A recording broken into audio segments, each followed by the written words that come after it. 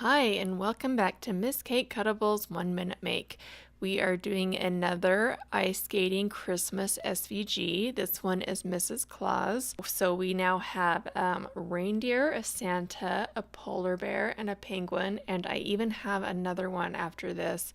So stay tuned for that one. So this Mrs. Claus, she is 6 inches tall. And oh, Jeff bumped my table right then, so I'm sorry that that moves. Blame it on him.